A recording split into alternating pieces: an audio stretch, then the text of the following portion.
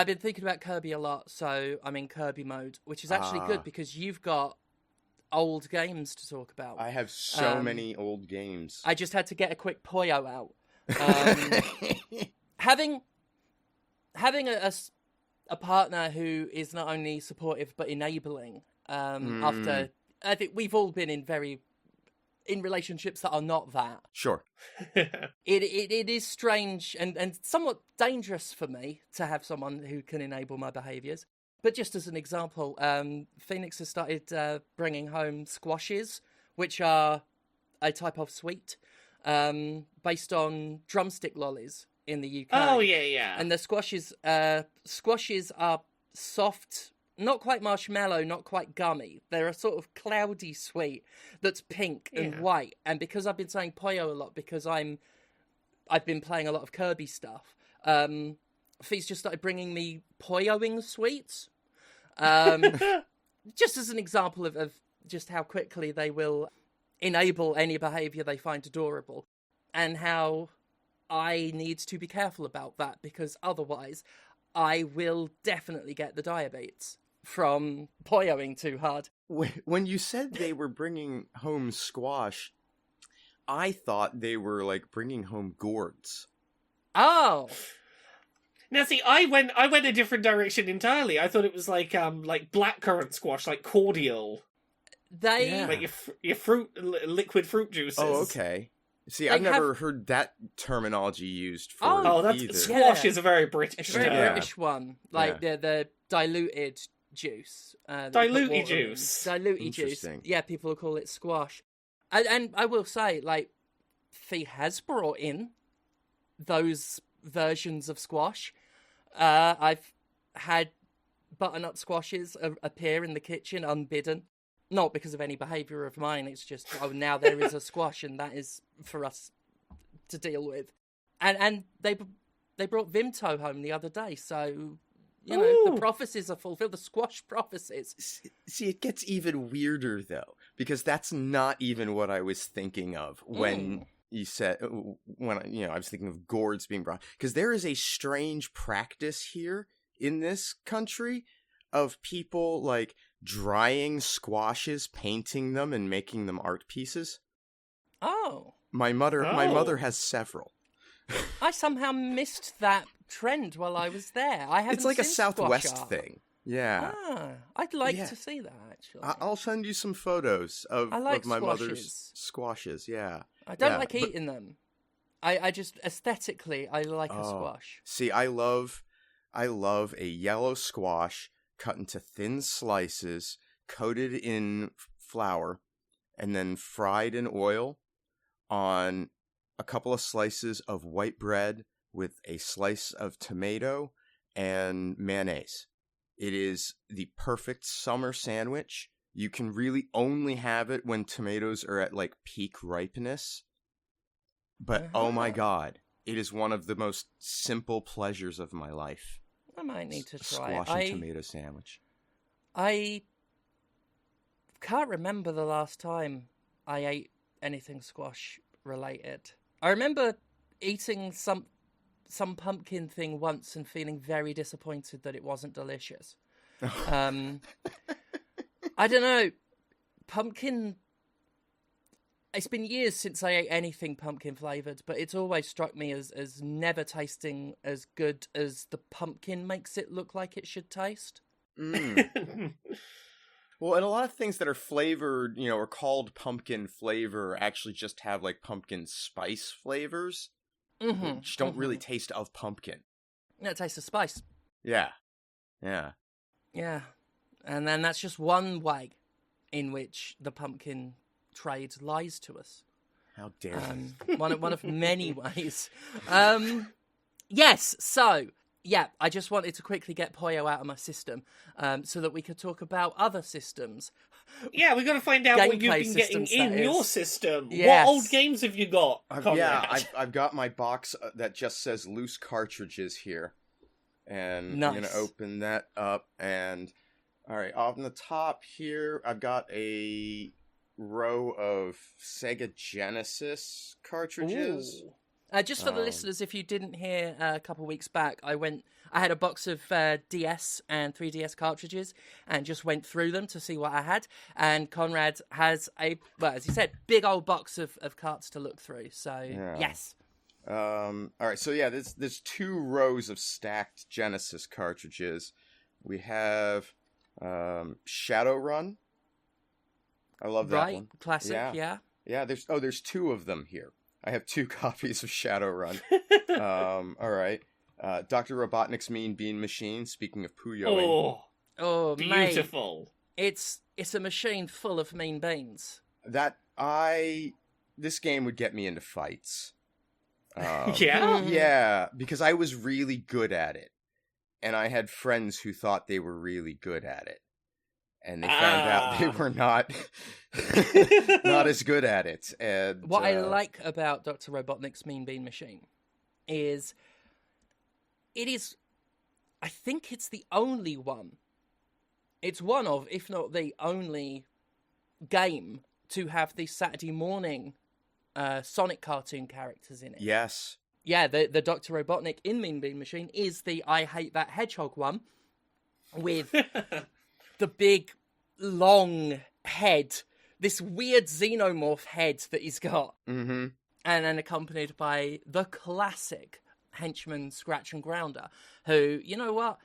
I like the new ones they've got, Orbits and Cubone or whatever they're called now, like Eggman's current hench people. But I think it's tragic that Scratch and Grounder never got to be in more games. They were the best bit of the cartoon, from what I remember. Is Grounder the monkey? No, Grounder's the one that's all drills with the tank treads. Oh, I right, never liked right. the monkey. No, and I hate the monkey. He wasn't featured as much. He's the worst one in the game, too. I hate him. Yeah. Oh, prick. Dick. Echo the Dolphin. Ugh. It's a bad game. Well, it's weird, because I had this boxed, so I don't know where the box is for this, because I don't think it's a second copy, so that's annoying. Yeah. Earthworm Jim. That's a game that you want to remember as being good, but really never was. I have immense amounts of nostalgia for that ultimately not very good game. Yeah. Same. I lost hundreds of fucking hours of my childhood to Earthworm Jim. Obviously, it's... Every time I think about Earthworm Jim now, sadly, I think about Doug Tennippel or Tenapel. Who the fuck? Doug Tennipples. Disgusting, raging queerphobe. And a piece of shit. And that is a shame that, you know, I can enjoy it a bit more than, like, you know, obviously I would swear off something like Harry Potter these days because it's still so intertwined with Rowling. Whereas old game and that I can enjoy a bit more. Let's face it, I've got ROMs of it. You playing Earthworm Jim isn't going to threaten to keep the cultural relevance of Earthworm Jim alive. No. But it is a shame. It is a real shame. And what really cuts me up is I bet I'd still love the cartoon. And I probably would still have that sort of thing in my back of my head, just not enjoying it as much as I should. Because I remember it being really... That was my first exposure to Earthworm Jim, was the cartoon, because a new cable channel had started, the Children's Channel. Very exciting, if you were a children, like I was at the time. Mm-hmm. And Earthworm Jim was one of the big shows they brought over. And I remember it. I still have the theme tune, like, it's lodged in there. And I recall it just being very fun and enjoyable. And really well voice acted as well. Yep. Psychro's voice was very fun, and Evil the Cat was brilliant in that. Oh, yeah. And the Southern Baptist preacher voice for Bob the Killer Goldfish. And the organ music that plays every time he speaks. Oh, I just remembered that. Oh, I'm really happy now. Well, what else you got in that box? Let's see here. There's a copy of Vector Man, which I never really... got into. It's not great. No. Contra Hardcore, which, you know, just for the werewolf. Yeah. Right. Yeah. Blaster Master 2. Splatterhouse 3 is in there. I got a Krusty Super Fun House, which I like that game. I don't think the Genesis version is that good, but I think it's the one I played the most. I've been to a Splatterhouse, and yeah? it was a crusty funhouse the next day. And there's a Michael Jackson's Moonwalker in there. So that's yeah. And then nestled next to those, it looks like some ColecoVision cartridges. Oh. It's a Nova Blast. I don't know why I said it like that. Like it's really fanciful, hoi polloi grade stuff. No, yeah, I mean, my dad bought these out of the back of a short bus, parked on the side of a highway. Oh. It was dubious, that's for sure. So yeah, it's Nova Blast is just like a shoot 'em up game. Artillery Duel, which I love. Artillery Duel. It's like the most basic thing on earth. 2 players with artillery on either side of a map, and you set. Do they duel? You. Oh yes. Set range and arc, and you try to hit each other. Yeah, I think I played this on the Commodore 64 back in the day. I was like, I don't think I played that, and I just looked up screenshots, and I'm like, no, I've definitely played this. I'm probably one of the very few people who paid the shareware money for a later revision of this game that was made for PC called Scorched Earth, where you could have like up to, I think, 8 players. And they had different tanks with different abilities, and they were tanks, so you could move them on your turn. And yeah, that was a neat game. I found the manual for that last time I was at my parents' house. To give you a good idea of what Artillery Duel is like, listeners, if EA were the publishers of Worms, Artillery Duel is what the base game would be before you bought all the DLC for it.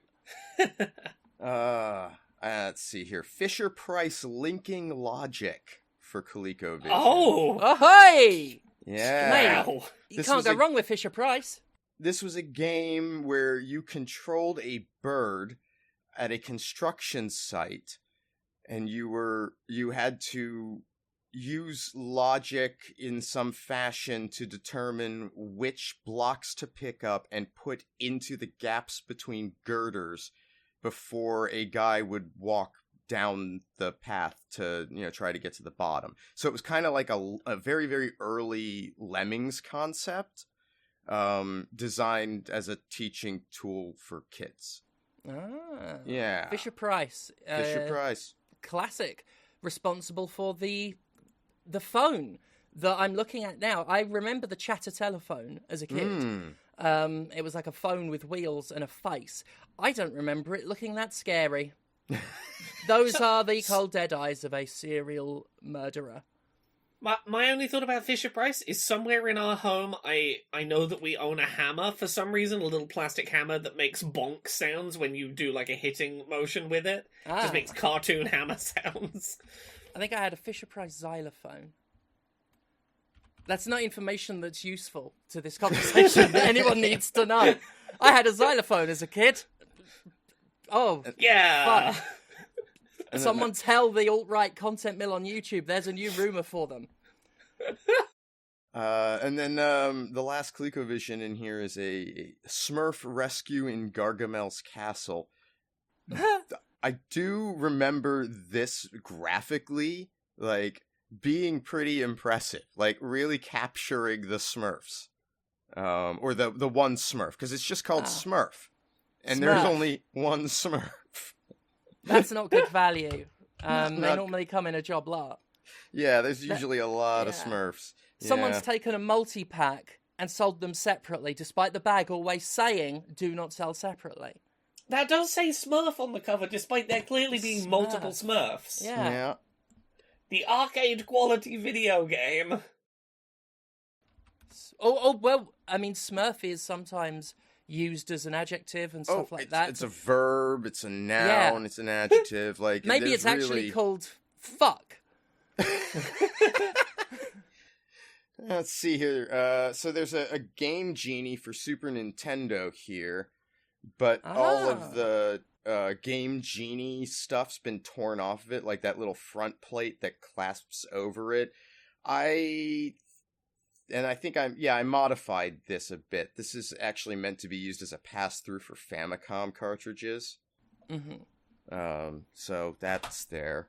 I never had one of those. I am going to have to pull us back to Smurf for a minute, because I'm reading the Wikipedia page for that Smurf game on Coleco, and I want to read you an excerpt from a review of the game from Creative Computing Video and Arcade Games magazine. Smurf for ColecoVision is truly good fun. I quote, "The neighborhood kids loved it. I almost had to evict them from my house at night so I could get a game in before going to bed." That is the one critical review that Wikipedia thinks is relevant to have in the reception area for that game. Oh god, can that be the new measure? Well, there was this adult that was having all of these kids over at their house. What? Uh-oh. That's suddenly sus. Yeah, I mean, that's what threw me. I'm like, the neighborhood kids were all in your house until late at night. Officer, it wasn't me, it was the Smurfs. Sure, it's always the Smurfs. Officer, I couldn't keep them away from my house. This video game has, quote, "the best audio visuals on the entire ColecoVision." And visuals described as what amounts to the video game equivalent of a Saturday morning cartoon show. I mean, it at least explains why in that episode of To Catch a Predator, that guy had a copy of Smurfs along with the wine coolers. Finally makes sense. Yeah, this did win Best Video Game Audio Visual Effects at the 4th Annual Archie Awards, whatever that is. I think we've got ourselves a new measure of a game's quality. I'm no longer impressed unless it's kid-evictingly good. Sorry, I apologize for derailing. Please, no. In the box. Well worth it. Radio gold. All right, there's a copy of Mario Paint here, a Super Mario World, who cares? Rap Jam Volume 1 for Super Nintendo. Ooh. Nice, quality product. And the game that I often hear people say, this should be a game about Jonathan Holmes, Pac-Man 2: The New Adventures. This was the side scroller where you are viewing Pac-Man walking along a plane, like a 2D plane. It's auto-scrolling, and you have like a slingshot, and you can direct his interest to things with the slingshot. It is so weird. Have you never seen this? No. Oh my god! So. It is a what was the name again? Pac-Man 2: The New Adventures. That's what's so like wacky about it is that it is a game that is so like fundamentally different from anything you think of when you think of Pac-Man. I genuinely, my brain wants to tell me it knows this, but I think my brain is lying like the pumpkin industry. I don't think I've ever seen this. I don't know how I've never seen this. But you can understand on the premise why it would be perfect for Jonathan. Oh yeah. I mean, yeah. Visually, it looks lovely. Yeah, it's a cute Pac-Man little game. Character, like the sprite, is really nicely designed. It does not play especially well because of it's when it came out and that kind of input at that time, cursor input on a D-pad back then, but. Great concept, really interesting idea. Bizarre that Pac-Man was chosen to be the one to do it. Yeah. But then I'm always fond of seeing like wild deviations. Oh yeah. In a game, like I'm looking at it now. I've never seen this. It looks like something that is good to watch. Yeah. Yes. Yeah. Yeah. Thank God for YouTube. I love the noises Pac-Man's making, and I reckon I'd still love them after 2.5 minutes, and then not after that. Yeah, probably. But the weird squeaky noises, I'm genuinely fast. I might download the ROM of this just to give it just to say I've played it. Yeah. He's milking a cow. He does all sorts of shit. He's just milked a cow, and he's dancing with it with the milk, and now he looks embarrassed. And he's waggling his eyebrows as if that wasn't milk. It was very suggestive. Oh, you know what I did. You know what I was up to. I think I just watched Pac-Man wank off a cow. What other games you got? I have a stack of N64 cartridges. And this is actually a really solid like batch of games. Paper Mario, Nice. Mario Kart 64, Mischief Lovely. Makers. It's a treasure game, very fun. Okay. Not played it myself. Mario Party 2. Ooh. You know, I've That's- never played a Mario Party, not one. Really? Never. Yeah, never. I've never been invited to the Mario Party. Wow. Oh. Next time I see you, next time you come around mine, we'll make you do a Mario Party. Yeah, but do one of the Yeah. early ones if you can. Like 2 Yeah. and 3 I'll- are really good. I'll get you on one of the good ones. They're absolutely bullshit. Be prepared. You've never seen me get angry at people I'm playing a video game with the way that I do when, like, Mario Party pulls some bullshit and I'm like, all in good fun. Yeah. But when I am winning and then in the course of one turn, a star gets stolen from me and then the game decides to hand out 4 arbitrary stars for bullshit, you know, it's gonna awaken something in me. Okay. But it'll be a great time. Have either of you played Dokapon Kingdom or any of the I other fucking Dokapon love games? Dokapon. I fucking love I haven't. Dokapon Kingdom. It is basically Mario Party with RPG elements. Yeah. Let me try and sell this to you, Steph. Yeah. Dokapon Kingdom is a co-op multiplayer top-down JRPG that lasts for I'm gonna say 20, 30 hours. Like, you need to commit to playing like a proper RPG with your friends. Okay. But it has Mario Party, Mario Kart style equalizing mechanics. What? No, that's not fair. Equalizing mechanics would suggest they're trying to help the person in last place catch up. This is wildly swinging the balance mechanics. So there will just be bullshit events that will happen that will completely derail what was going on. You'll be like, Okay. I'll do 99% of the work of trying to get to the current main quest objective that whoever gets there gets a big reward, and some roll of the dice will do something bullshit to me and someone will just walk in and take the prize.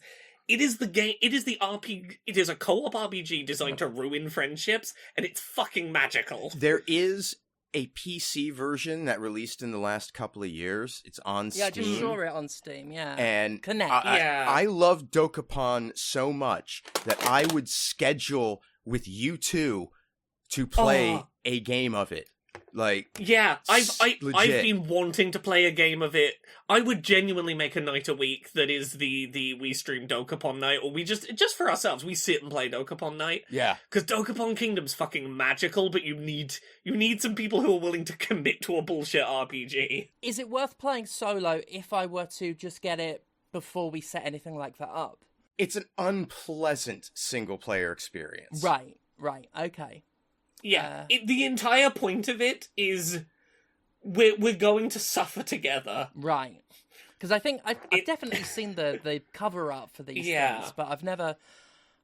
You've got me curious. I will send you one video. I'm going to go find a playthrough of Dokapon Kingdom with just a random one video in someone's playthrough of someone's friendship getting torn apart by some bullshit. I'm going to find you this is the moment that we will spend weeks building toward. Okay. Just to sell you on the idea of it. I think that is the best way to get you on board. Interesting. I'm fascinated by what I'm seeing. It is a completely unsellable video game. I understand why it never took off, but I bloody love this thing. Yeah. That and Coldcept is the other one that never really got a hold here. That one's a deck building game with Monopoly as its core. Right. You move I've around the heard of board claiming Concept Saga. spaces, putting monsters down to guard them, and then increasing their value. Right. I like it. It's another game that takes way too long to play, though, and they've never had a good networked version. They've tried, but it was originally a PlayStation 2 title, and then they've had versions since. But there was a DS one, I think, that was pretty good. Oh, yeah. There was Coldcept on the original PlayStation and Sega Saturn, which I think is Japan only. Yeah, those never made it here. Yeah, or and then abroad. Coldcept Second is the PS2 one, which I think was just called Coldcept out of Japan because it was the first one out of Japan. Sorry, I was looking for some Dokapon Kingdom videos to send, and the first one I looked at was like I'm not going to send this link. It was a 3-hour supercut of someone's playthrough of it, and the top comment was, "This video is simply 3 hours of 3 friends restraining the urge to shout slurs at each other and stab each other out of vindictive rage. They had a great time." Yeah, you've got me tantalized. For sure. Yeah. And then rounding out the N64 stuff, I got a Harvest Moon 64 here, which I love, and a Conker's Bad Fur Day, which I think is obligatory. Yeah. And it is Conker. It's Conker's Bad Fur Day, and that is all it shall ever be. Yep. For good or ill. It's there, and it's there. I'm glad it's around. It's not something I would rush to ever play, but it's nice that it's out there, and it's nice that there's a song about a poo in it. That is a high point. Oh yeah, that and the Saving Private Ryan shit is the other thing I remember from it. The big parody of that. Well, the Matrix sequence at the end. All right, let's see. There's some GBA cartridges. There's a Mega Man Zero. Oh, nice. I love those games. It's fucking brutal. Was that the kind of weird card? Yeah. I remember playing one of those. I don't remember which one. I was glued to it, though. No, that's Battle Network. Is the Battle Network. Yeah. Sorry. No, this Zero is the 2D platformer action title with the cyber elves. Oh, okay. Yeah. Right. Doing all of the collecting of the little guys. I got a Zelda Four Swords in here. Cool. Fantastic game if you can get people together to play it. Yep.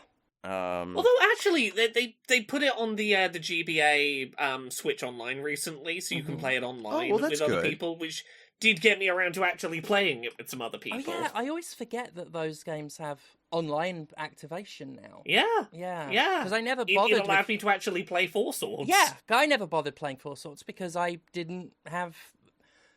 Well, as an adult, didn't have 3 friends who played games. As a child, didn't have 3 friends.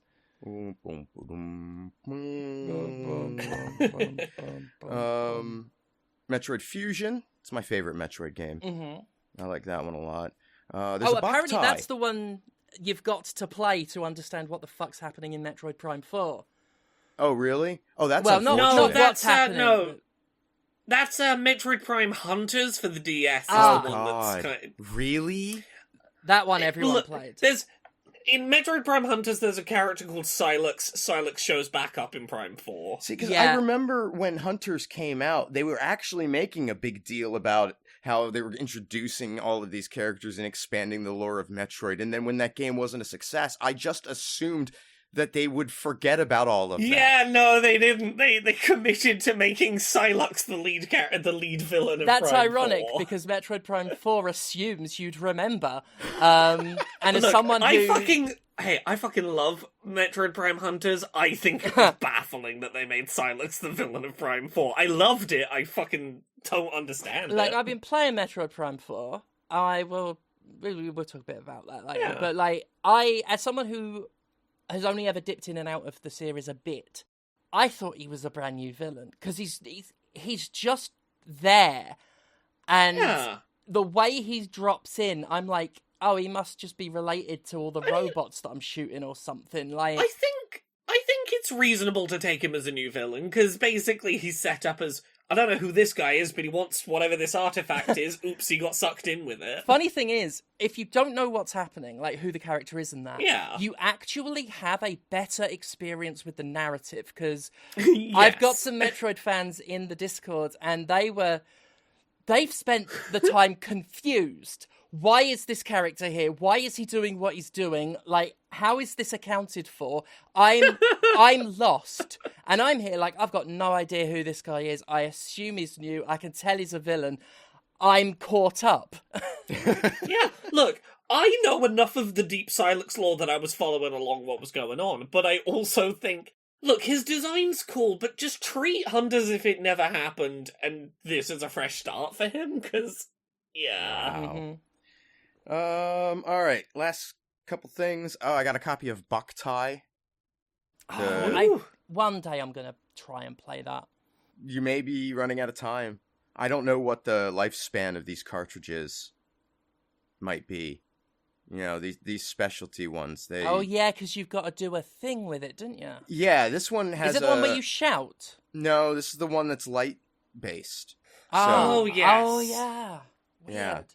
It's got the light sensor in the cartridge, and it was, I think, designed, well, because it was designed for the Game Boy Advance, it's supposed to be in the top slot. Oh, wait a minute.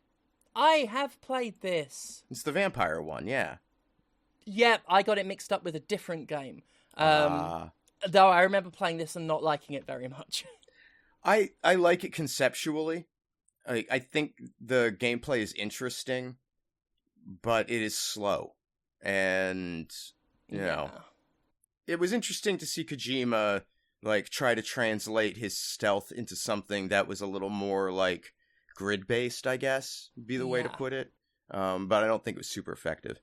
It's what attracted me at first was I was very interested to see what he would do outside of, because I only knew him from the Metal Gear stuff. Right. And so I was really eager to see what he was like outside of that box. And then I was like, oh, he's not.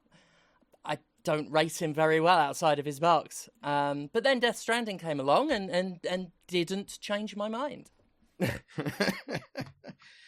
And then there's some original Game Boy cartridges. I got a Pokemon Red. There's a Final Fantasy Legend 3, which some people might... That might be worth some money. I don't know. It might be. I never get rid of any of this stuff anyway. And then, last but certainly not least, I have a copy of Spiritual Warfare. This is from Wisdom Tree, also known as Color Dreams. Yeah, good old Wisdom Tree. This is a Game Boy port of their NES game, which is basically their ripoff of Zelda.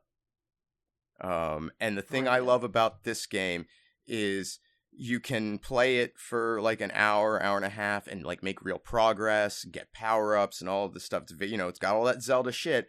But if you walk into a bar, all of your upgrades are stripped from you for being a sinner.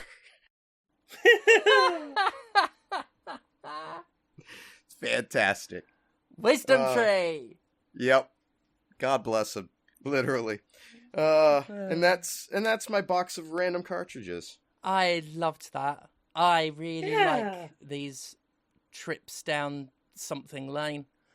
I'll have to at some point go dig out all of my old cartridges that are sat around. Yeah, please do. Mine are not conveniently in one box currently, but I'll get there. Well, and these are just the ones that aren't organized.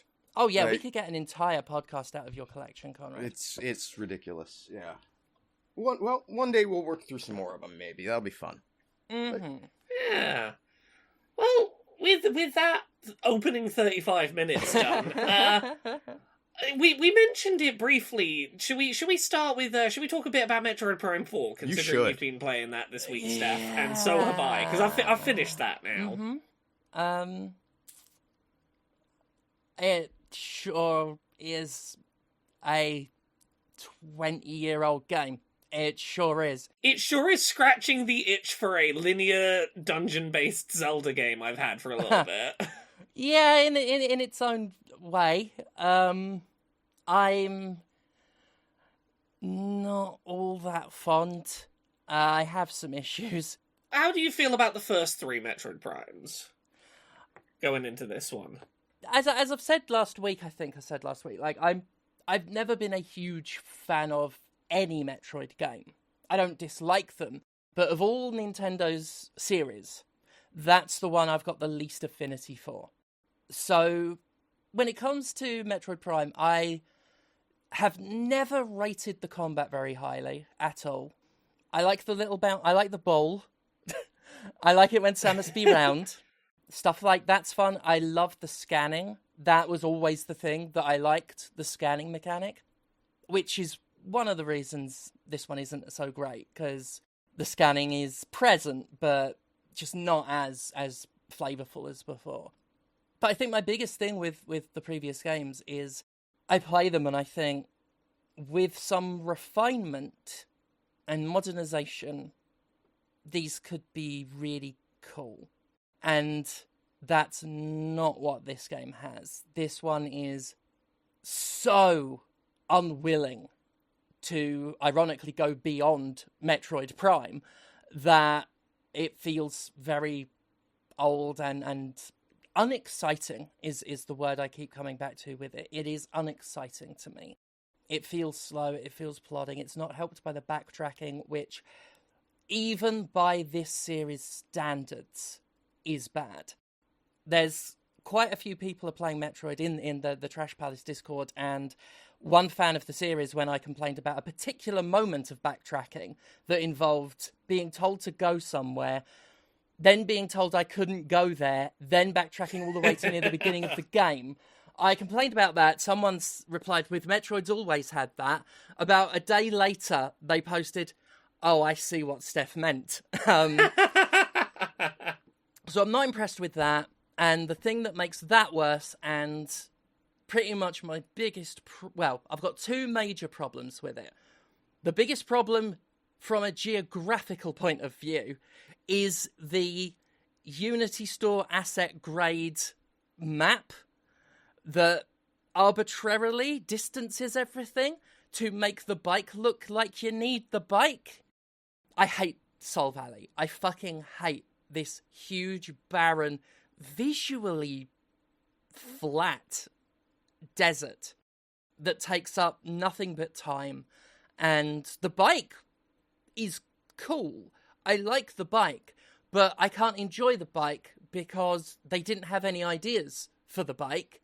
So they arbitrarily spaced everything out and put nothing in those spaces, so now I resent the bike. The other issue I have is the controls, which, even though you can remap them, you can't fully remap them or disentangle certain things. And what really gets me about the controls is, in order to get a bomb into Samus's hand to open a door that needs a bomb, I have to press the button that turns me into a ball, hold the button that makes a bomb appear, press the button to get out of the ball, then press the button to go into psychic vision mode, then hold the button that pulls the bomb into Samus's hand, then point at what I need it to hit, and then let go. There are two buttons to jump. Why can't one be the fucking bomb button? Just one button labelled the fucking bomb. Why are there two buttons to jump, two buttons to scan? Why is the map, like the actual in-game map, put on the select button, which on the Joy-Cons is the least convenient button in the world, and that's one of the buttons I can't remap? What the fuck is that control scheme? Look, I largely disagree with you on the control scheme, but I will acknowledge there is no reason that the map should be on minus and that the motorbike should be on plus. Those two should be the other way round. The motorcycle is needed far less frequently. I want to pull up the map a lot more frequently. Let my right thumb get to it. Yeah, I think any Switch game needs to be conscious of that select button. Like, I had to go into the system remapping, which I'm gonna have to fucking do for this, now that I've just remembered it exists. I had to reverse the start and select buttons on Cyberpunk 2077, because the most frequent used one, where all the inventory and everything was and all of that, was on select. On the Switch Joy-Con, especially the Switch 2 Joy-Con, that select button is terribly placed. Terribly placed. The controls are lunacy. It's lunatic behaviour, as far as I can see. I'm looking at the control layout for Metroid Prime 4, and I'm like, this is madness. This is chaos and madness unchained. and just aside from that, it's just, yeah, I find it quite slow. The shooting doesn't feel good. It's so wet and quiet as a game. I like the action. It looks nice when it looks nice. When it's not bland, flat, featureless. The visual design's really cool. Some of the bull. It's all about that bull. I like the bull. And I would like the bike if, it had better context than what the game contrives for it. So yeah, can't say I love it. I have been pleasantly surprised to see a lot of the fandom take issue with it. Not because I like it when fandoms take issue with things, and certainly not when they agree with me, because usually they don't, and I'm fine with that. But just like with Pokemon Legends Z-A, it's not the game itself. It could be a game I love, and I'd still be happy they take issue with it. Because for years, Nintendo has been shielded from criticism. And anyone who speaks up against anything in a game will be shouted down. They might, just pulling this out of thin air, they might have their website DDoS'd. Nintendo is suffering from it's getting to the point of Bethesda mitosis, where it's gotten really complacent. And I'm just a bit heartened to see that maybe, especially as it's getting more corporatized now's the time for people to, shake it from its resting place. I will note, I kind of feel the opposite in some ways, in that right now, the discourse around Nintendo is very odd right now, in that a lot of things that I won't deny are fair things to criticize Nintendo for, are being criticized as if Nintendo is the first one to have ever done them wrong, in a weirdly, uniquely aggressive way.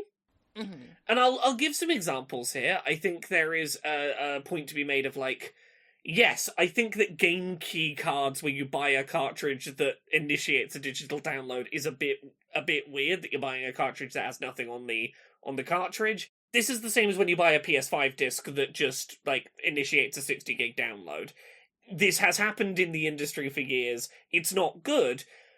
But acting as if Nintendo is the unique harbinger of that being a bad thing that has never happened before in the industry. We get it with, some of the complaints around Pokemon. The new Pokemon had some DLC pre-orderable on launch day. You could already pay for DLC that was coming out later. There have been lots of examples of games that have done that before. I'm not saying it's good that Nintendo's doing it. Because it isn't. We do have to make clear. Yeah, but to be clear, the point I'm making here is, a lot of these things are not unique to Nintendo, but this year Nintendo has done a thing that other companies are already doing bad, and is being specifically targeted with a kind of vitriol for, Nintendo is ruining the industry with X, Y, and Z, and it feels weird. It feels unfair. I can completely get that. I do think some of it is based in Nintendo's reticence to have done some of this stuff up to now. They have been a largely very consistent company. Yeah, I think that's the thing. I think people expected better. They didn't I think a lot of it comes from an "oh no, not you too" kind of thing. I think that's part of it. I think there's also a Nintendo loyalist element of it, that for a lot of people, they've never had to experience this before. It is completely fresh to them, because their experience with video games are Nintendo products. Yeah, that's a good point. I get how we got here. It is just one of those things where, I kind of feel like there needs to be a little bit of a... I'm not going shout at the corporation less for doing bad thing. There is a real energy right now of, we're not going to be critical when other companies do it, but how dare Nintendo do it? That is just a weird thing that I've been observing. It's been so normalized with all of the others. Yeah. Well, I think that's why I like to see it, is because... Yes, this is the intolerance that we should have for this shit. No, Nintendo didn't invent it. But fuck it, it's corporations. Anything you level at a corporation is victimless, because they're not people, they're monsters. So I don't really care about being explicitly fair to Nintendo. Whatever makes the practice taboo, I'm all for it. And I do think that the fact that Nintendo's especially getting it in the neck is something I support, insofar as they did hold off on doing a lot of this. And we should fight for a holdout.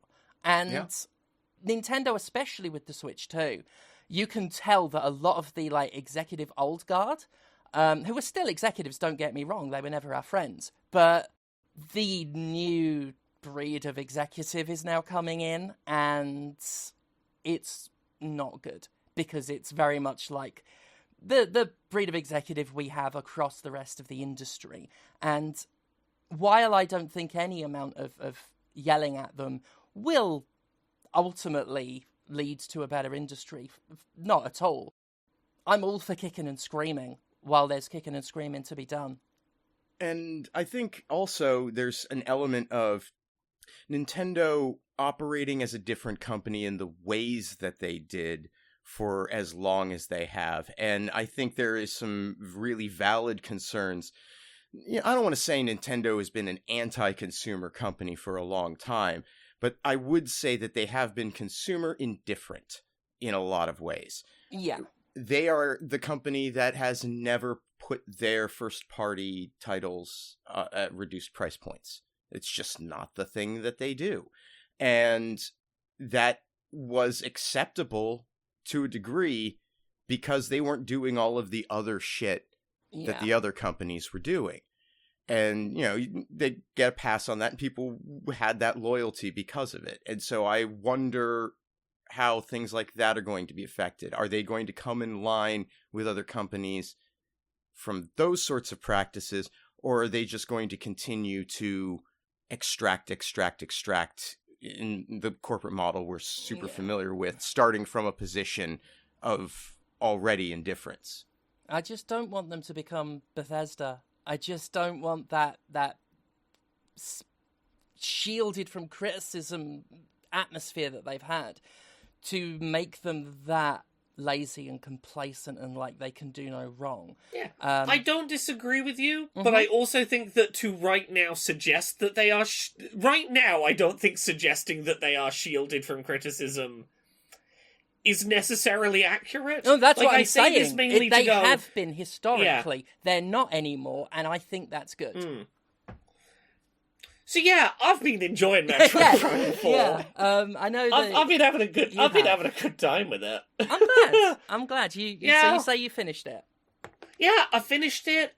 I spent like maybe 18 hours doing a first playthrough. I was fairly thorough. I didn't get 100% on scans because I started playing it like 2 days before it came out, and therefore there weren't walkthroughs. And as with any Metroid game, there's a couple of really obvious oops, you didn't get it the one chance you had to get it scans that I missed, but I was pretty thorough. None of your critique is wrong. I have personally enjoyed the more linear dungeon design for a first visit to an area, and then doubling back and finding new routes through it later. I've been using it kind of as a second screen experience of like, hey, I've got a podcast on while I'm like wandering around the desert, and yeah, it's kind of featureless, but I'm enjoying some of the little things I'm finding in there. The characters, I think the worst decision they made for this game was putting that one character as early as they did in the game did not do them any favors. Yeah. And what's funny is after all the talk about how he's only in it for a bit, I ended up underestimating how much he's in it. So even though he isn't in it the whole way through, I'm like, oh my god, why is he still calling me? To be fair, when I said that to you last week, he hadn't yet started calling me. I was still pretty... I'd done like the section where he travels with you when I dumped him in the camp, and I was like, cool, I'm done with him. He's the cunt who told me to go check out the fucking volcano before I could go through the fucking volcano. Like, not only is he calling me... He didn't know they were going to lower the bridge. He's crank calling me. He probably organised the bridge. I think the other characters you meet are far less obtrusive, and some of them genuinely are kind of interesting. I think that by the end of the narrative, they do kind of make me care about those characters in a way that where I'm like, look, there was some serious missteps along the way, but I see why you wanted to have some characters other than Samus for where you were building to. As someone that really enjoyed this game, my biggest issue with it is the ending. And it's not... How do I even put this? I'm trying to do the least spoilery way I can talk about this.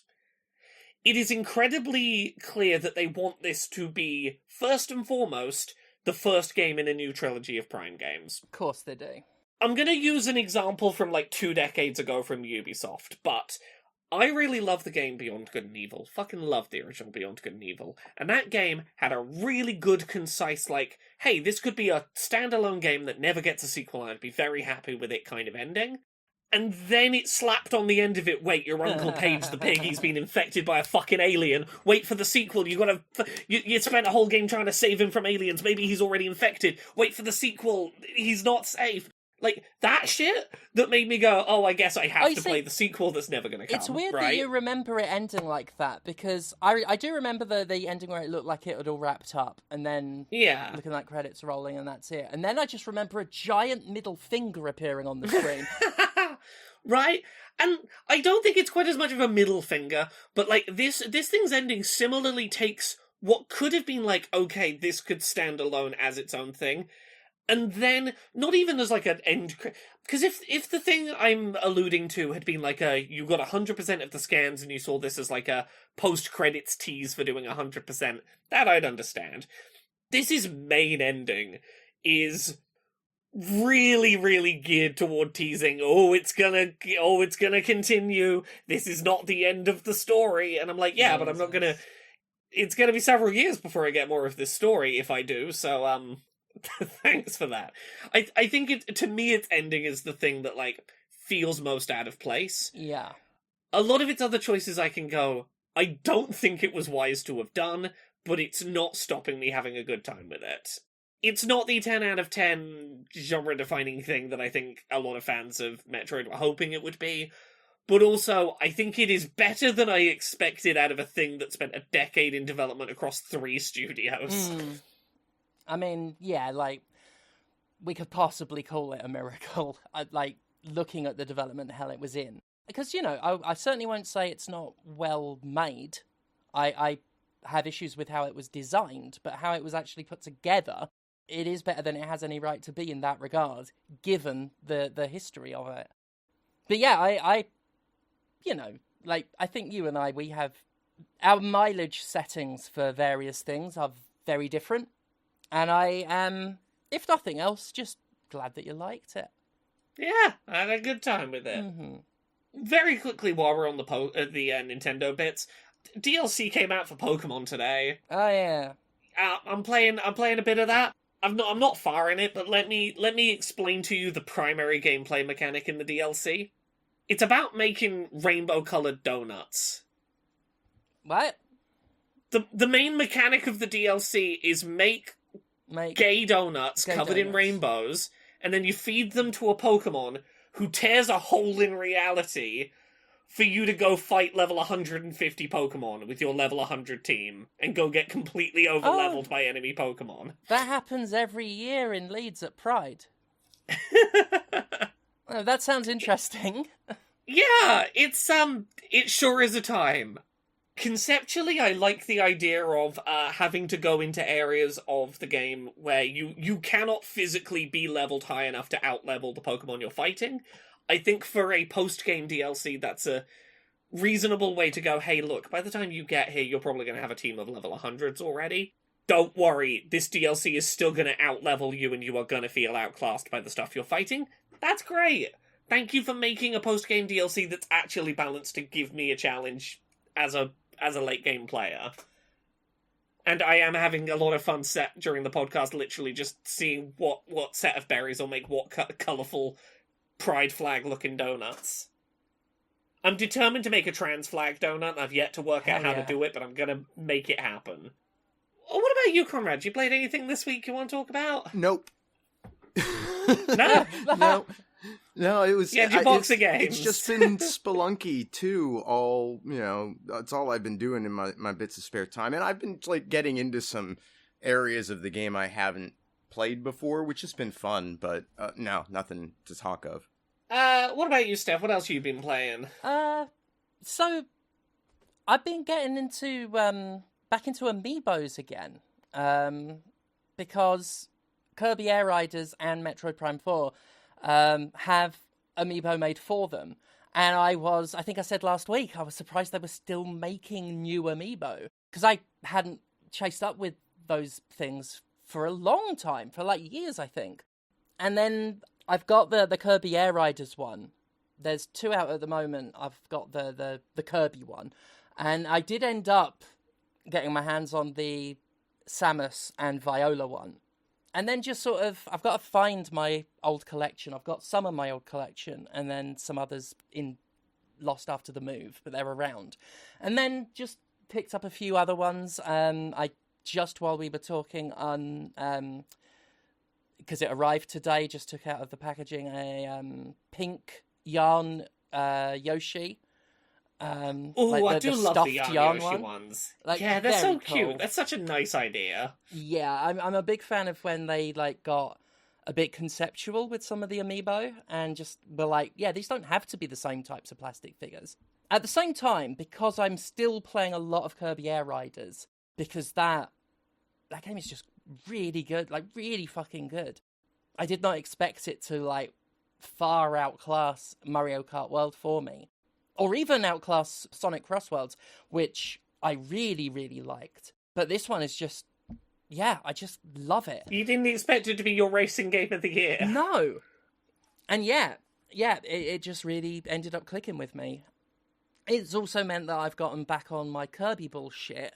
So I downloaded some old Kirby games and that. I've been playing some of the old Kirby Superstar, the SNES one. Today I played some of the Kirby's Return to Dreamland Deluxe, the Switch re-release of the old Wii one, and that's fun. Like I liked Forgotten Land, but the 2D platformers just speak to me on this level that Forgotten Land didn't. Which, yeah, Forgotten Land, I liked it, good game. But there's something just so utterly endearing about the 2D ones. So I'm currently, I've been looking for my 3DS charger because I want to play Triple Deluxe, which is downloaded on my 3DS, but I didn't play it when I downloaded it last year. And I've got Planet Robobot coming in the mail because I remember that one being quite cool. I remember really liking the robot. So yeah, it's been a lot of Kirby and Blood, which is a little bit different tonally. A little bit different, yeah. They brought out a re-release of Blood, the 1997 build engine FPS, which my friend introduced me to from college. It was the only game he played. He wasn't into games except Blood, because he thought it was hilarious. And it is. Unfortunately, refresh supply, as they've called it, has led to fresh supply being delisted, which is never good. No one is a fan of games being delisted. Plus, it's called fresh supply. When everyone forgets that fresh supply was ever a thing, refreshed supply is going to look like a really stupid fucking name. People will think, why didn't they just call it fresh supply? It's fine. It's got 2 new add-ons. Well, 1 new add-on, and they're bringing out the other in an update next year. So there's some new levels, but I've seen a lot of people who are like, yeah, but the fresh supply came out like in 2019, not that long ago, and it was cheaper, and they've taken that one away, and that sucks. Plus, even though I'm really happy to have Blood on the Switch, and it's got my gyro for my fine aiming, which I think every shooter on the Switch or Switch 2 should have, it crashes when I load a save. Not all the time, but certainly it seems if I quickly load after having just quick saved, it will crash. The whole game will just shut down. And considering it's Blood, where save scumming is the only way to play as far as I'm concerned, it's not ideal. So that is a shame. But I'll be talking about that in a review, because even though no one cares about me reviewing it, I have drafted one. But I will say, I've always got time for a bit of Blood. It makes me very nostalgic, especially as far as my friend's concerned.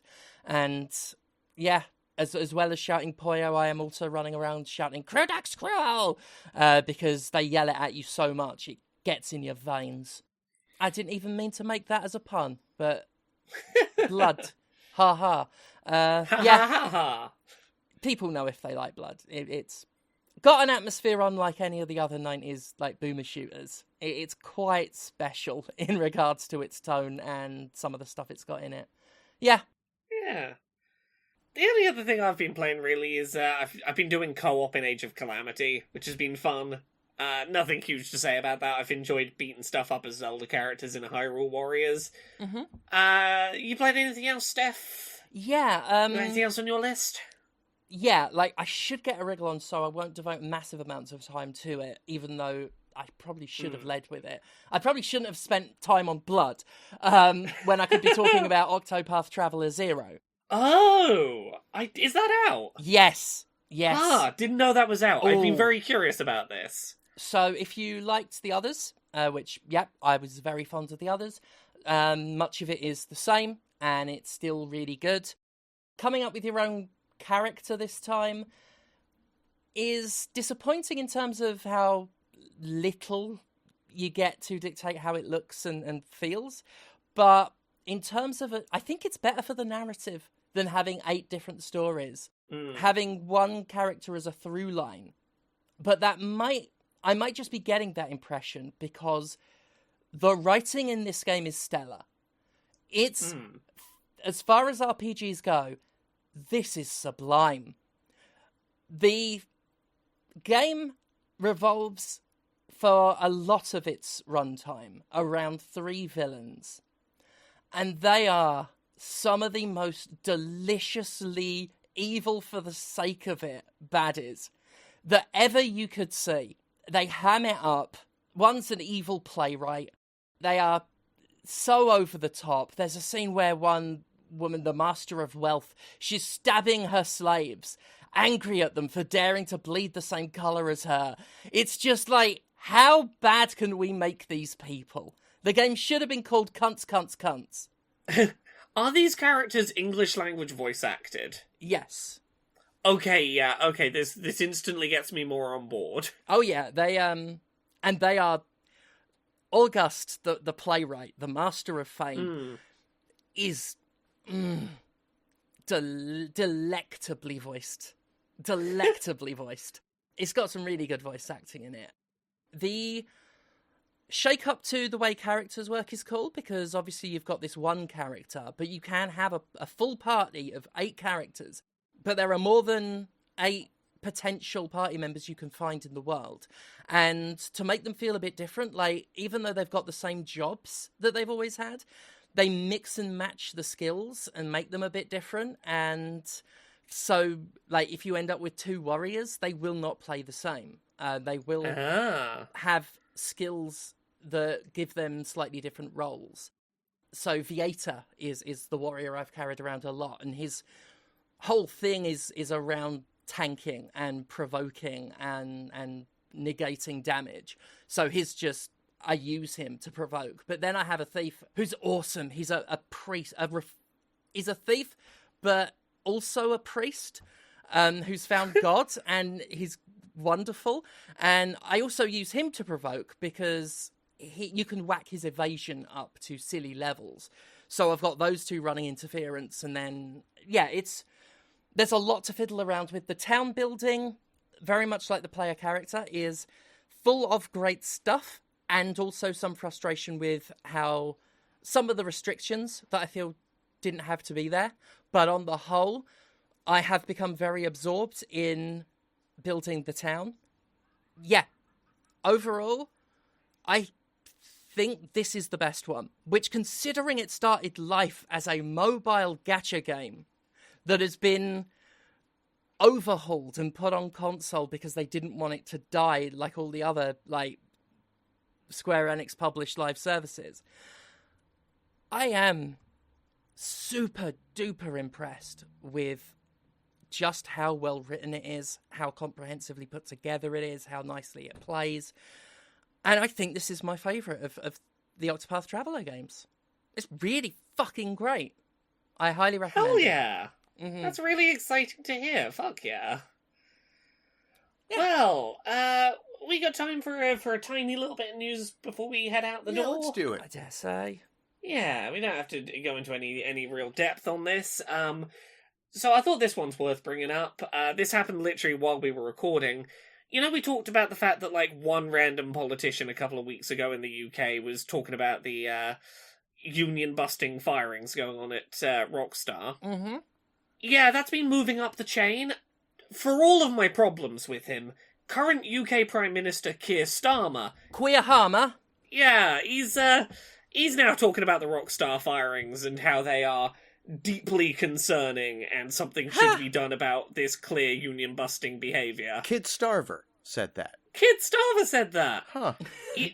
Mr. doesn't think trans people should have rights apparently has a line that he'll stand up for stuff, and it is Rockstar union-busting, I guess. Twat Dickhead said that.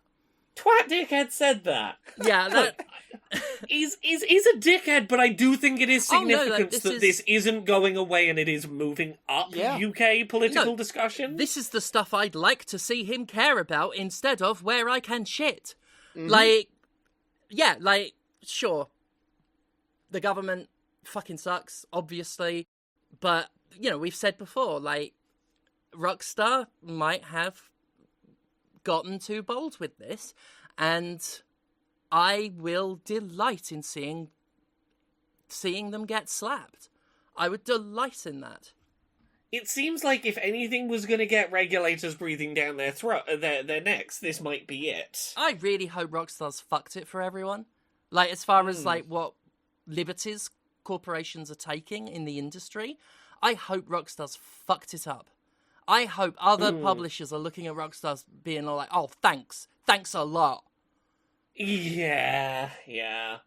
We got a story this week that Roblox has been banned to protect children. Yay! Sorry, that's part of a headline. That's a partial headline. Roblox has been banned in Russia to protect children from LGBT content. Definitely the reason that Roblox is a danger to children, that. For fuck's sake. Yeah, I've got nothing for that. Yeah, That's no words. It's a fucking mess, Fucking is what pathetic, it is. Utterly pathetic. I got something that's a bit less miserable. SEGA has acknowledged, quote, strong resistance to AI. They're not going to stop using it, but they recognise that people are strongly resisting it. I mentioned this on Blue Sky, that, I think people are starting to fucking wake up to this, because I listen to a lot of podcasts, and iHeartMedia is, the biggest audio company in the United States. They bought Clear Channel, they were Clear Channel, who owned all the radio stations, and then they've taken over the podcast market. And they have changed their tagline to guaranteed human. Oh, yeah. Yeah. Like I said on the last Jimquisition, it's the same thing with, what Steam does. We're at that point. We're at that point where you've got to list it like it's a poison. And that's always a good spot to be in if you want the poison out. I think the way AI has been pushed into everything so hard, fast, and desperately... I think people, get sick of hearing about it. Yeah, there's still a lot of fatigue. Yeah. With companies trying to make AI, trying to give AI credit for everything, anything that's a fuck-up is going to get blamed on AI by everyone now, and that is good also. But yeah, it's so saturated and it's been so pushed, and I can't do anything without seeing it come up, and I'm tired of it. Are you tired of AI-powered energy drinks? I'm tired of AI-powered energy drinks. I'm tired of AI barging in on my research when I'm trying to look stuff up. Or trying to look at a website that has nothing to do with AI and shouldn't have AI involved. And there it is. It's fatiguing people. And on top of that, the dangers of becoming more mainstream news. The more ChatGPT tells people to kill themselves, the more it's gonna fucking... ChatGPT has already claimed lives. It's killed people. And so far, that stuff's been sidelined. But the more fatigued and tired people are of AI, the more open they're gonna be and the more they are going to pay attention to this darker side of it. And yeah, I can't wait for it to fall apart, because, you know, I'm a professional writer and it fucking sucks. And it's not even the threat to the job that I hate the most. It's the fucking insult to the job. It is... Mm-hmm. Do you see that McDonald's commercial that is fully AI that they brought out? And it's a bunch of... I heard about it. It's fucking shite. It's like, oh, the most terrible time of the year kind of pastiche. And it's just a really quick, so that we don't see, like, any issues with the animation. So the really quick cuts of various hilarious things that could go wrong at Christmas. All the cats knock the tree down. And the thing is like, they've tried to defend it, the people that made it, by saying that the team spent weeks of barely sleeping writing prompts for this. Well, so AI didn't make it, we did. Yeah. And I'm like... Well, it's the same that fucking Coca-Cola tried to argue with their AI advert, where they were like, oh, we had to do a lot of human-led work. We had to generate 70,000 prompts to get the shots we needed. God, think of the power usage. Yeah. Right. Yeah. What this reminds me of right now, weirdly, is you describing that McDonald's ad and the quick cuts to hide the bad animations.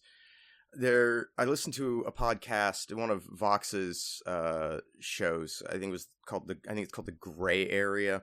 They had on a guy who wrote a piece in Harper's that I need to track down, where he did sort of an anthropological deep dive into the Gooners. And one of the things he points out in this piece that should all give us a little bit of pause is the pornographic consumption that Gooners do. A lot of it is very rapid, quick cut, only the most energetic or dopamine reactive portions of the content smashed together. And what the writer realized as he watched hours and hours and hours of this content is that it's not functionally that different from how we are all consuming content now in these short form clips on YouTube, on Instagram, on TikTok. The only thing we're not doing is rubbing our parts when we do it. And maybe the Gooners are more honest. Maybe they're a window into where we all are, just showing us the most parodic extreme. But that's what this makes me think of. And it's the goonification of all of us. It's a Christmas Gooner quick cut compilation. Yeah. Yeah. This prompt thing, like, we need to never stop mocking that. Yeah. Because as an artist myself, I can tell you what our version of prompts are. It's called having an idea. And I have dozens of ideas a day. A lot of them don't end up turning into something because 1% perspiration, 99%... 1% inspiration, 99% perspiration. That is true. That is an old saying, but that is what the creative process is. Yeah. It's not enough to just have ideas. You got to put the graft in. I have dozens of ideas all the time, and then the best ones become something. Or even not that. Sometimes all I do is I go to someone else who can do it, and I go, I have an idea. Can I pay you to make it? Just, give it to another human being and let them run with it in exchange for money. That's what these teams are doing. They've just cut out the bit where they hire an artist. They are no different functionally from someone who has asked an artist to make them something. AI did make that commercial. And well, no, it is. It's not functionally. It is functionally different because you're paying an artist then. Well, yes. Well, no. What it is it's the person who says, I've had an amazing idea for a book series. You're a writer. I'll give you my idea, and you write it, and we'll 50-50 share the profits. It's the overestimation of what having a one-sentence idea is in the creative process. Well, and it's also, like, and this is something that I've maintained for a while, is that a lot of those ideas that you have, and you look at the idea and you realize wouldn't be worth the effort to do, right? And that's what all of this AI stuff is. It's stuff that it wouldn't be worth the effort for a human to do. And that means it's garbage. It's just garbage. People don't know that. Because right. Just to put a cap on my thought there is, why we should mock this is because they spent weeks of sleepless nights to have some ideas. That's what they did. They think we're going to be impressed that they didn't sleep because they were too busy trying to have an idea. That is embarrassing. That is mockable. And the fact that they think that's exactly the same as doing work tells you exactly how uncreative they are. They don't know what it means to make something because they think just having an idea is the same thing. To be fair, lots of people don't have ideas. And so it feels like really special when they do have one. Right? Yeah. We don't all have ideas. Yeah. We don't all have a brain that just does nothing but be inventive, you know? A lot of people, and that's fine. Like, that should be okay. You should be all right with that because you have your own skills, your own talents, your own gifts, right? Yeah, don't try to be something you're not. It's okay. And just don't you dare fucking tell me that what I do is the same as you writing Cat Christmas Tree funny. I mean, look, I have to point out the post that did the rounds on Twitter recently. I am aware of this secondhand via screenshot of someone who went, I really like the output of this AI music generator website or whatever that I use, but I'm really struggling to come up with prompts for it. Mm-hmm. I wish it had a button I could click that would come up with a prompt for me that I could put into it. Yeah. Oh my god, that's where we're at. I can't even think of rock music but about vampire. That's too much. I need it to come up with an idea and then make the idea for me. I want to just press a button and it makes something for me because it came up with the sentence and then it made music based on the sentence. It's called a fucking album! Buy an album! If you just want to press a button and hear fucking music, you absolute fucking dimwit! Someone on Blue Sky said, I forget who, I'm sorry, but they said, like, these people would press the demo button on an electric keyboard and think they composed something. I wish something would give me prompts. What is fucking wrong with you? I'm genuinely furious. I have a nice thing to end us on today. I got a nice thing. Video game unions have been getting more prevalent recently, and that's great. You know what's even better than individual unions cropping up and fighting their own battles? Unions in multiple different countries worth of video game unions, coming together to start working collaboratively on what can we push for collectively, and are there places where we can exert collective bargaining power as a multinational set of unions? That sounds pretty good to me, right? So there was a summit held between the UK IWGB game workers, the France STJV union, Ireland's Game Workers Unite, Germany's Ver.di Game Devs Roundtable, Italy's FIOM-GCIL Milan Work Council, and Spain's Coordinate do Sindicat de Videojuego had a big summit to talk about like collective things they could do to pool their power to achieve aims. They are doing joint meetings. They are taking part in solidarity protests outside of the Take-Two offices in Paris to do with Rockstar Games. unions working together to create European multinational super unionization. I think that's pretty good news. I love that. I think that's wonderful. Right, there's something nice we can end on. The unions are like, hey, if collective power makes us stronger, what if collective power from collective power groups could make us stronger? Well, that's ultimately how this works, and Yeah. we need multi-union solidarity, and I'm glad to see that starting to form. That's wonderful news.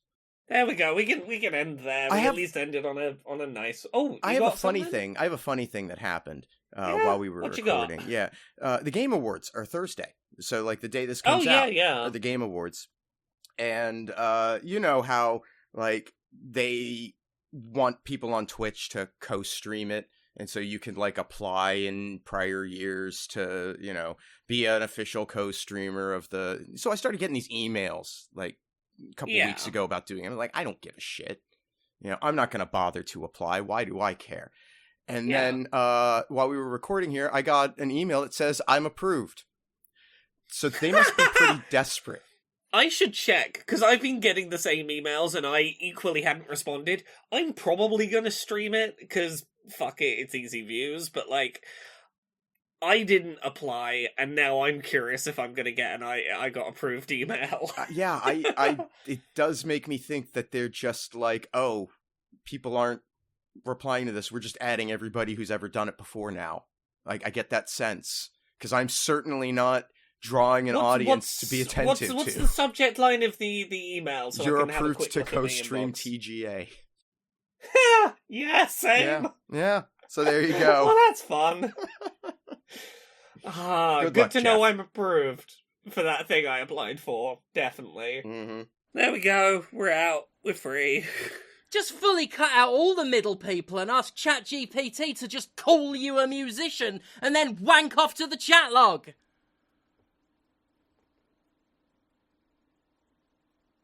That's what you should do. Is it? Is it what you should do? Sorry, you said something about the Game Awards. I said we're done. We're finished. done. We're free. We're finished. We just got to say goodbye and stuff. Laurie, you're never finished doing work, which you actually Me? do. Oh. You don't just ask an AI to like give you ideas for work. Can you tell us about the work? Yeah. You can find the stuff I do at Laura K. Buzz pretty much everywhere that you find stuff on the internet. If you are interested in video game accessibility, but not so much you've been keeping up to date with all of the little minutiae going on in 2025, go to youtube.com/LauraKBuzz.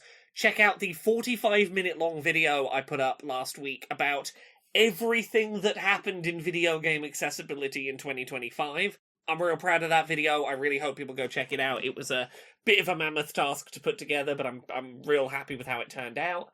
I'm gonna have a Game of the Year video going up next week, most likely. I am working on the script on that at the moment. Laura K. Buzz, you can find all the stuff I'm up to.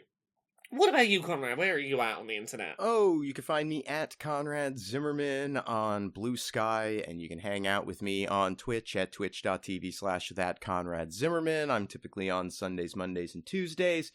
You can buy anti-capitalist propaganda and Jimquisition merchandise at mercenarycreative.com. Got a lot of buttons and stickers that make good stocking stuffers for the people who hate corporations in your life. And everything I do online gets supported through Patreon at patreon.com/fistshark. And you know who else has a Patreon?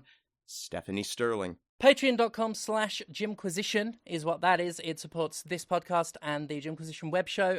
We should be on track for this coming Monday, the Game of the Year, our Game of the Year awards, or rather High Steph Game of the Year awards.